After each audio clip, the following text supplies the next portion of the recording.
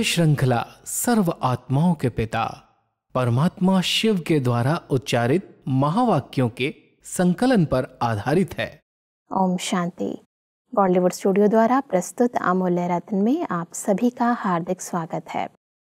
भारत के बहुत से पौराणिक कथाओं एवं धार्मिक ग्रंथों में राजऋषियों का वर्णन किया जाता है। ऐसा माना जाता है कि राजऋषियों में राजवंश के गुण और ऋषियों की विद्वता दोनों विद्यमान थे, परंतु वर्तमान समय स्वयं परमपिता परमात्मा हमें राजऋषि का टाइटल देते हैं। ईश्वरीय शब्दकोश में राजऋषि का विशेष अर्थ क्या है, आज हम ईश्वरीय महावाक्यों द्वारा ही समझेंगे। और इन महावाक्यों के स्पष्टीकरण के लिए हमारे मध्य हैं प्रजापिता ब्रह्मा कुमारीज ईश्वरीय विश्वविद्यालय के वरिष्ठ राजयोगी शिक्षक आदरणीय राजू भाई साहब। वैसे आपका आज के एपिसोड में बहुत बहुत स्वागत है। वैसे आज हम बात करेंगे 27 नवंबर 1987 के महावाक्यों पर। इसका टॉपिक है बेहद के वैरागी ही सच्चे राजऋषि। परमात्मा कहते हैं कि राजाओं की दरबार अनेक बार लगती है, लेकिन यह राजऋषियों की दरबार इस संगम युग पर ही लगती है। राजा भी हो और ऋषि भी हो, यह विशेषता इस समय की इस दरबार की गाई हुई है। एक तरफ राजाई अर्थात सर्व प्राप्तियों के अधिकारी और दूसरे तरफ ऋषि अर्थात बेहद के वैराग वृत्ति वाले। एक तरफ सर्व प्राप्ति के अधिकार का नशा और दूसरे तरफ बेहद के वैराग का अलौकिक नशा। जितना ही श्रेष्ठ भाग्य उतना ही श्रेष्ठ त्याग, दोनों का बैलेंस, इसको कहते हैं राजऋषि। सब राजऋषि की इस बहुत ही बड़ी व्याख्या को आप थोड़ा सा स्पष्ट करें। परमात्मा अपने बच्चों की जब सभा को देखते हैं तो भिन्न भिन्न टाइटल्स देते हैं। तो आज इस सभा को टाइटल मिला है राजऋषि। एक कहते हैं राजऋषि माना सर्व प्रकार का अधिकारी राजा, और दूसरा ऋषि माना बेहद का वैरागी। राज्य शब्द भाग्य की निशानी है और ऋषि शब्द त्याग की निशानी है। परमात्मा कहते हैं आप बच्चों को ये दोनों प्रकार का अलौकिक नशा रहना चाहिए कि एक तरफ हम सब अधिकारी बच्चे हैं, परमात्मा के भी वर्षे के अधिकारी हैं, अपनी कर्मेंद्रियों के भी अधिकारी हैं, राजे हैं, और दूसरी तरफ हम सब त्यागी बेहद के वैरागी हैं, कोई भी संसार में कहीं पर भी लिप्त नहीं हैं, रहते हुए भी न्यारे और प्यारे हैं। इसलिए परमात्मा हम बच्चों को राजऋषि का टाइटल देते हैं। परमात्मा आगे कहते हैं कि बेहद के वैराग वृत्ति का अर्थ ही है वैराग अर्थात किनारा करना नहीं, लेकिन सर्व प्राप्ति होते हुए भी हद की आकर्षण मन को व बुद्धि को आकर्षण में नहीं लावे। बेहद अर्थात मैं संपूर्ण संपन्न आत्मा, बाप समान, सदा सर्व कर्मेंद्रियों की राज्य अधिकारी, इन सूक्ष्म शक्तियों मन बुद्धि संस्कार के भी अधिकारी। सब बेहद की वैराग वृत्ति, इसकी परिभाषा परमात्मा ने बहुत गूढ़ बताई है। इसको थोड़ा और स्पष्टता से बताएं। क्योंकि आज तक समझते हैं वैराग्य माना त्याग या छोड़ देना, सब किनारा कर लेना। परमात्मा कहते हैं किनारा नहीं कर रहे हैं, सबके बीच में हैं, सबके साथ हैं, लेकिन बेहद की वृत्ति है कि हम परमात्मा के बच्चे, राजा बच्चे हैं, और राज्य अधिकारी होते हुए भी हमारा कहीं भी किसी में भी कोई राग द्वेष नहीं है, कहीं लगाव झुकाव नहीं है, किसी पर हम प्रभावित नहीं हैं सबके बीच में, घर गृहस्थ में हैं, पार में हैं, लेकिन अंदर से वृत्तियों में उन सब से बुद्धि से किनारा है। उनको हम छोड़ करके जंगल में गए, इधर उधर गए, ऐसा नहीं है। सबके बीच में रहते हुए भी बुद्धि से हम उपराम हैं।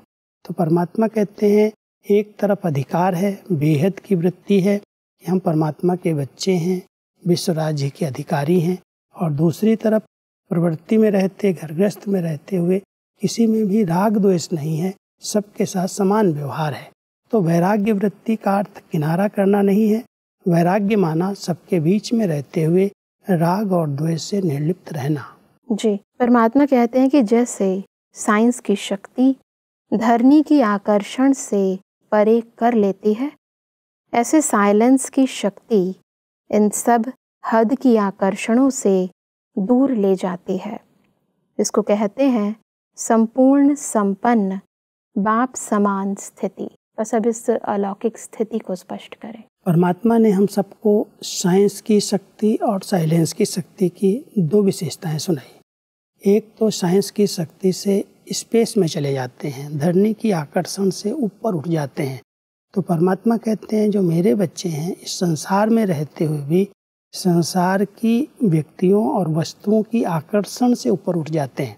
जब उनके पास साइलेंस की पावर आ जाती है, शांत स्वरूप स्थिति में वो स्थित होते हैं, एक तो उन्हें कोई आवाज़ आकर्षित नहीं करती और दूसरा इस दुनिया में रहते हुए कोई व्यक्ति या वस्तु आकर्षण नहीं करती, सब आकर्षणों से परे चले जाते हैं।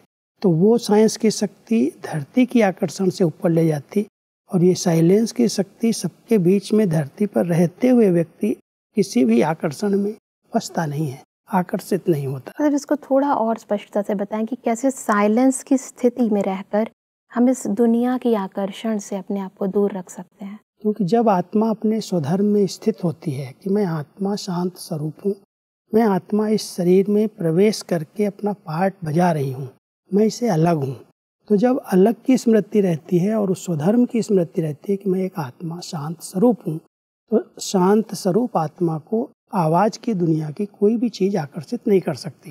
तो जितना वो अभ्यास करते हैं कि मैं आत्मा हूँ, मैं इस शरीर से अलग हूँ, मैं पार्ट बजाने के लिए इस शरीर में प्रवेश कर रही हूँ, कर्म किया, कर्म से न्यारे हो गए, तो आकर्षण से मुक्त हो सकते हैं।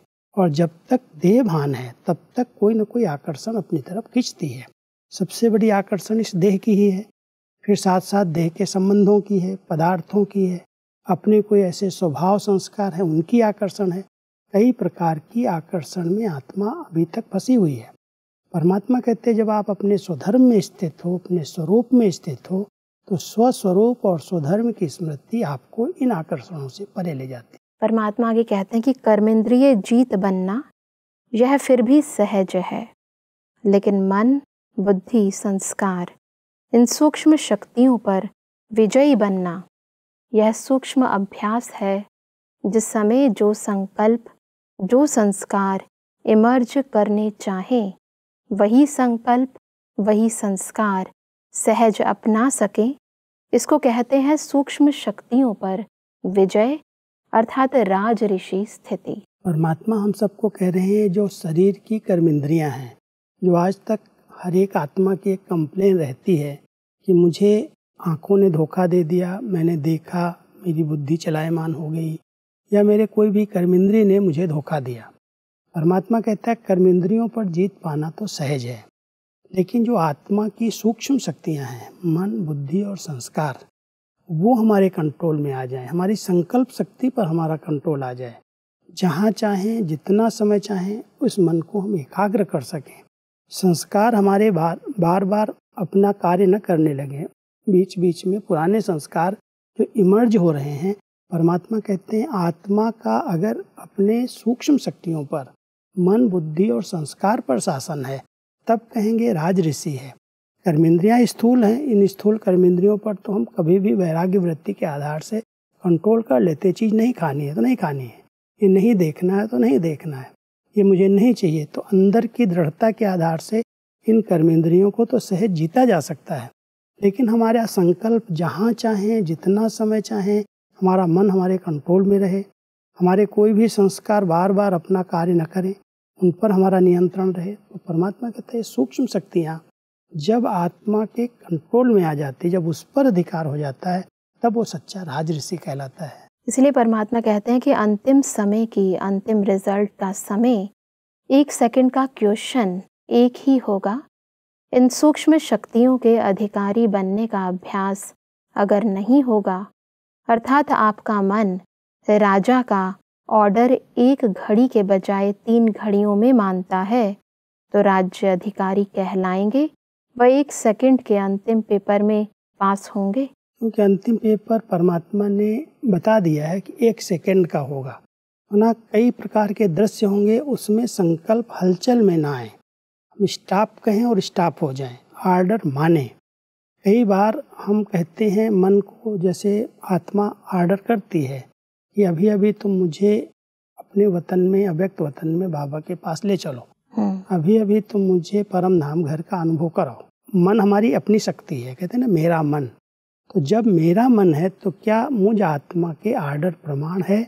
अगर नहीं है तो जो अंतिम पेपर आएगा 1 सेकंड का पेपर होगा, कई प्रकार की हलचल के बीच में परमात्मा कहेंगे बच्चे अभी 1 सेकंड में स्टॉप कर दो, सोचना नहीं, जो हो रहा है सब अच्छा हो रहा है। तो क्या उस समय ब्रेक लगेगी? संकल्प शांत होंगे या 1 मिनट की बजाय 1 सेकंड की बजाय कई मिनट लग जाएंगे, 3 घड़ी 4 घड़ी, उसके बाद मन कहना मानेगा? तो इसका अभ्यास बहुत पहले से करना चाहिए, बार बार देखना चाहिए। जब हलचल का वातावरण है, जब अच्छा वातावरण है, खुशनुमा वातावरण है, सब प्रकार की सहूलियत मिली हुई है, उस समय तो मन फटाफट मान लेता है। लेकिन जब नेगेटिव वातावरण है, हलचल का वातावरण, उस समय हम अपने संकल्पों को ब्रेक लगाने का अभ्यास करें। अगर उस समय ब्रेक लग गई तो समझो अंतिम पेपर में पास होंगे, अगर नहीं लग रही है तो फेल हो सकते हैं। इसी तरह परमात्मा कहते हैं कि ऐसे ही बुद्धि अर्थात निर्णय शक्ति पर भी अधिकार हो, अर्थात जिस समय जो परिस्थिति है उसी प्रमाण उसी घड़ी निर्णय करना, इसको कहेंगे बुद्धि पर अधिकार। वैसे इसको थोड़ा स्पष्ट करें। क्योंकि बुद्धि का काम ही है जजमेंट करना, निर्णय करना।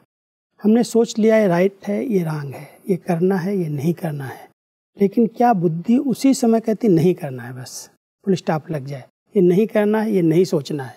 तो परमात्मा कहता है जब निर्णय कर लेती है बुद्धि तो सेकंड में निर्णय करती है या सोचती है करें या ना करें, राइट है या रॉन्ग है।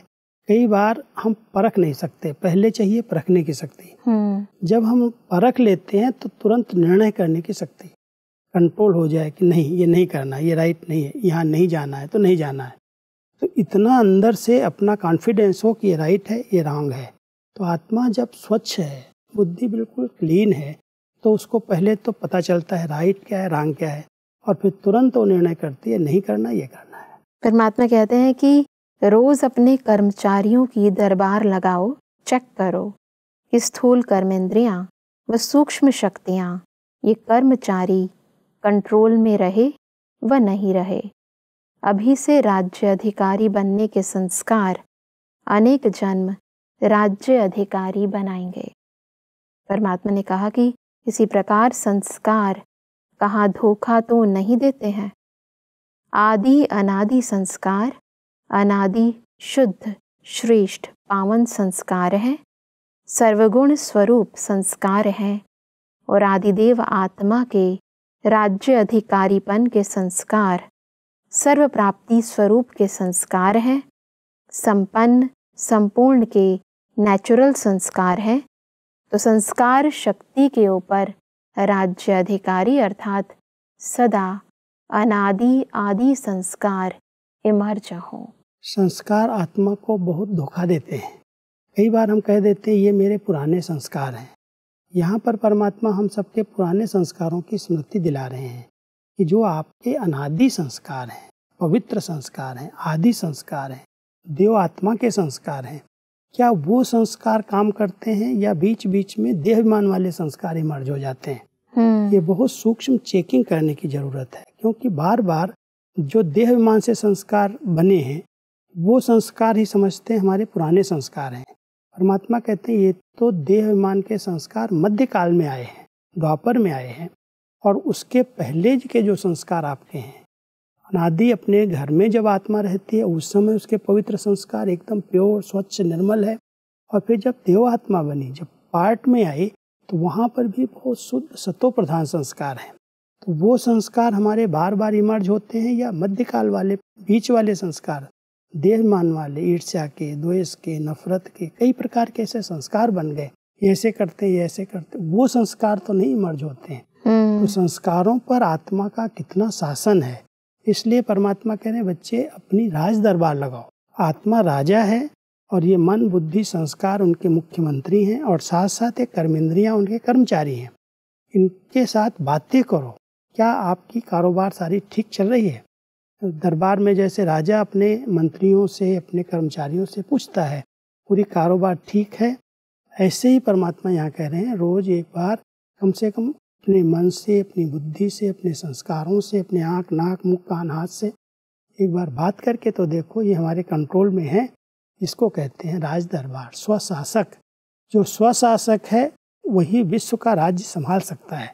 वर्तमान हमारा अपने ऊपर राज्य नहीं और हम कहें विश्व में हम विश्व महाराजन बनेंगे तो संभव ही नहीं है। बिल्कुल, इन्हें चेक करने का एक मापदंड भी होना चाहिए, जो परमात्मा ने कहा कि चेक करो कि आत्मा के मन, बुद्धि और संस्कार वैसे ही हैं जैसे बिल्कुल अपने आदि और अनादि स्वरूप में थे। उसी से भेंट कर सकते हैं जी। वो संस्कार इमर्ज होते हैं या बीच वाले संस्कार बार बार आते हैं। परमात्मा इसलिए कहते हैं कि ब्रह्मा व ब्राह्मणों द्वारा स्थापना यह अभी होनी है। तो पहले स्व के राज्य में देखो कि एक राज्य, एक धर्म, एक मत है।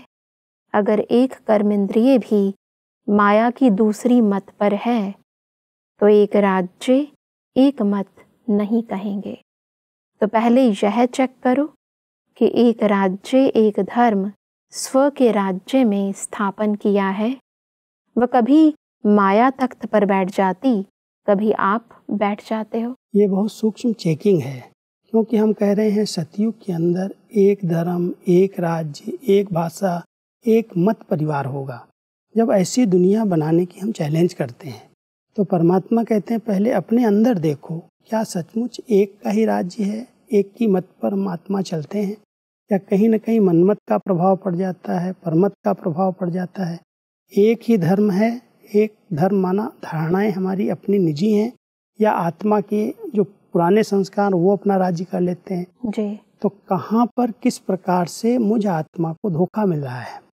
बहुत महीन रूप से जब हम चेक करते हैं कि हम आत्मा स्वशासक हैं, स्वराज्य अधिकारी हैं, तो स्वराज्य अधिकारी आत्मा के अंदर कोई भी माया का राज्य ना आ जाए, वो हमारे तख्त पर न बैठ जाए, कोई व्यक्ति विशेष का प्रभाव आत्मा के ऊपर न पड़ जाए।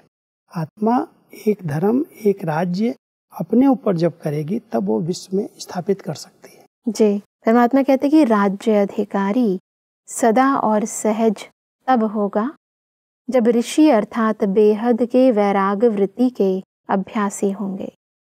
वैराग अर्थात लगाव नहीं, सदा बाप के प्यारे। यह प्यारापन ही न्यारा बनाता है। बाप का प्यारा बन, न्यारा बन कार्य में आना, इसको कहते हैं बेहद का वैरागी। परमात्मा आगे कहते हैं कि बाप का प्यारा और किसी व्यक्ति व वैभव का प्यारा हो नहीं सकता। वह सदा आकर्षण से परे अर्थात न्यारे होंगे। इसको कहते हैं निर्लेप स्थिति। मतलब स्थिति को थोड़ा स्पष्ट करें। ये निर्लेप स्थिति जो परमात्मा कहते हैं, हमने भक्ति मार्ग में एक शब्द सुना था, आत्मा निर्लेप है। जी। परमात्मा कह रहे हैं आत्मा पर तो लेप छेप लगता है, कर्म करती है तो पाप कर्म करती है तो पाप आत्मा कहलाती है, पुण्य का काम करती है तो पुण्य आत्मा कहलाती है। इसलिए आत्मा निर्लेप नहीं है, लेकिन वो निर्लेप स्थिति में तब रह सकती है जब वो परमात्मा प्यारी है। परमात्मा प्यार में समाने से वो अपने आप सब बातों से न्यारी हो जाती है। कोई चीज उसको आकर्षित नहीं करती, कोई अपने में फंसाती नहीं है। परमात्मा प्यार देह और देह की दुनिया से ऊपर उठा देता है, उपराम कर देता है। इसलिए परमात्मा कहते हैं वो स्थिति जो है, एक पावा दूसरा न कोई, अथवा एक की स्मृति में जो सदा निरंतर रहते हैं, वो आत्माएं निर्लेप स्थिति में रह सकती हैं। कोई भी प्रभाव में प्रभावित नहीं हो सकती। तो किसी भी चीज का प्रभाव आत्मा पर न पड़े, कहीं भी आत्मा किसी लगाव में फंस न जाए, ऐसी स्थिति को निर्लेप स्थिति कहते हैं। ऐसे महावाक्यों में आगे बढ़ते हैं तो परमात्मा कहते हैं कि दूसरे को देखते देखते स्वयं न रह जाओ। सी ब्रह्मा फादर कहा हुआ है, फॉलो फादर कहा हुआ है। सर्व के सहयोगी स्नेही जरूर बनो, गुण ग्राहक जरूर बनो, लेकिन फॉलो फादर। ब्रह्मा बाप की लास्ट स्टेज राज ऋषि की देखी, इतना बच्चों का प्यारा होते भी, सामने देखते हुए भी न्यारापन ही देखा ना। बेहद का वैराग, यही स्थिति प्रैक्टिकल में देखी। कर्म भोग होते भी कर्मेंद्रियों पर अधिकारी बन अर्थात राज ऋषि बन संपूर्ण स्थिति का अनुभव कराया। इसलिए कहते हैं फॉलो फादर। सब फॉलो फादर की इस परिभाषा को स्पष्ट करें। ब्रह्मा बाबा ही एक फॉलो करने के लिए एग्जाम्पल हैं। जी। उन्होंने अपनी ऐसी श्रेष्ठ स्थिति बनाई सबके बीच में रहे, कर्मभोग भी था, बड़ी आयु भी थी, उसके बीच में रह करके कर्मयोगी रहे। इतने सब बच्चों की पालना करते हुए न्यारे और प्यारे रहे। आंतरिक कोई भी चीज़ उनको आकर्षित नहीं कर पाई, वो वैराग्य वृत्ति में रहे। तो परमात्मा कहता है फॉलो करना है तो बाबा को करो, सी फादर फॉलो फादर जी। किसी भी आत्मा को फॉलो नहीं करना। अगर उसके अंदर कोई विशेषताएं हैं, उसके गुण हैं, तो गुण जरूर ग्रहण करो, लेकिन फॉलो किसी देहधारी को नहीं करना। जैसे ब्रह्मा बाबा ने अपनी स्थिति को बेहद की वैराग्य वृत्ति के आधार से संपन्न और संपूर्ण बनाया, ऐसे आप बच्चे भी बाबा को फॉलो करके ही संपन्न बन सकते हो। अगर किसी देहधारी की तरफ आप गए, किसी देहधारी को देखा, तो संपन्नता की मंजिल दूर हो जाएगी। बिल्कुल। परमात्मा कहते हैं कि निश्चय की निशानी है नशा और नशे की निशानी है खुशी। जिसको नशा होगा वह सदा खुशी में रहेगा। हद के विजयी में भी कितनी खुशी होती है। जब भी कहाँ विजय प्राप्त करते हैं तो बाजे गाजे बजते हैं ना। तो जिसको निश्चय और नशा है तो खुशी ज़रूर होगी, वह सदा खुशी में नाचता रहेगा। वह सब निश्चय और नशा, इसको थोड़ा स्पष्ट करें। परमात्मा हम सबको बड़ा अच्छा मिसाल दे रहे हैं। जब कोई की विजय होती है तो उस विजय का नशा होता है और उसमें नशा के साथ साथ खुशी होती है। लोग उसके लिए खूब डांस करते हैं, विजय हो गई, विजय हो गई, खुशी में नाचते हैं। तो परमात्मा कह रहे हैं जब आप बच्चों को निश्चय है कि कल्प कल्प की मैं विजयी आत्मा हूँ, मैंने विजय प्राप्त की है और मैं विजयी बनने वाली हूँ, उस नशे के आधार से आंतरिक खुशी का अनुभव होना चाहिए। और जब वो आंतरिक खुशी और नशा रहेगा तो कोई भी चीज़ आपको हरा नहीं सकती, परास्त नहीं कर सकती, आप सदा विजयी बन जाएंगे। इसलिए बहुत अच्छी विधि है कि हम इस नशे में रहें कि मैं आत्मा कल्प कल्प की विजयी आत्मा हूँ। इन विकारों पर मैंने हर बार विजय प्राप्त की है। विजय हमारा जन्म सिद्ध अधिकार है। ये अगर नशा है तो नशे के आधार से खुशी रहेगी और खुशी के आधार से हम विजयी बन जाएंगे, फिर से बन जाएंगे। जब विजय हमारा जन्म सिद्ध अधिकार है, एक तो ये नशा है, तो निश्चय भी इसी बात पर है कि विजयी हम कल्प कल्प हुए थे। यही निश्चय है। ये निश्चय अगर अटूट है कि विजय प्राप्त कराने वाला हमारा सर्वशक्तिमान बाप है और कल्प पहले भी मैं विजयी बना था, उसी विजय के नशे के आधार से हमें खुशी रहेगी और खुशी अगर आंतरिक रहेगी तो पुनः विजय प्राप्त हो जाएगी। बिल्कुल भाई साहब, आज हमने समझा कि कैसे हम स्वराज्य अधिकारी बनकर राजऋषि की स्थिति को प्राप्त कर सकते हैं। सब स्पष्टीकरण के लिए आपका बहुत बहुत धन्यवाद। ओम शांति। दर्शकों, आज के महावाक्यों में परमात्मा ने कहा कि राजऋषि अर्थात एक तरफ सर्व प्राप्तियों के अधिकार का नशा और दूसरी ओर बेहद की वैराग्य वृत्ति का अलौकिक नशा। परमात्मा ने कहा कि साइलेंस की शक्ति से हद की आकर्षणों से पार चले जाना, इसी को ही कहते हैं संपूर्ण संपन्न बाप समान स्थिति। परमात्मा ने कहा कि अंतिम समय के पेपर में पास होने के लिए हमें अपनी सूक्ष्म कर्मेंद्रियों यानी मन बुद्धि संस्कारों पर विजय प्राप्त करने का पुरुषार्थ करना है। दर्शकों, आज के महावाक्यों से संबंधित यदि आपके मन में कोई भी प्रश्न है तो आप हमें ईमेल कर सकते हैं। हमारा ईमेल आईडी है amulyaratna@godlywoodstudio.org। अगले एपिसोड में एक और अव्यक्त वाणी के साथ आप सभी के समक्ष हम फिर हाजिर होंगे। तब तक के लिए लेते हैं इजाजत। ओम शांति। मुख्य सार। राजऋषि स्थिति अर्थात स्थूल कर्मेंद्रियां जीत ही नहीं, लेकिन मन बुद्धि संस्कार इन सूक्ष्म शक्तियों पर भी विजय पाना। निर्लेप स्थिति का अर्थ बाप का प्यारा और किसी भी व्यक्ति व वैभव का प्यारा हो नहीं सकता। वह सदा आकर्षण से न्यारे होंगे। इसको कहते हैं निर्लेप स्थिति। राजऋषि अर्थात एक तरफ राजाई अर्थात सर्व प्राप्तियों के अधिकारी और दूसरी तरफ ऋषि अर्थात बेहद के वैराग वृत्ति वाले, दोनों का बैलेंस। अधिक जानकारी के लिए संपर्क करें Amulya Ratan Godlywood studio, Manmohini Van, Shantivan post, Abu road 307510, district Sirohi, Rajasthan. Email ID है amulyaratn@godlywoodstudio.org। इस श्रृंखला को प्रजापिता ब्रह्मा कुमारीज ईश्वरीय विश्वविद्यालय के सेवा केंद्रों पर क्लास में नियमित रूप से चलाने के लिए गॉडलीवुड स्टूडियो से संपर्क करें।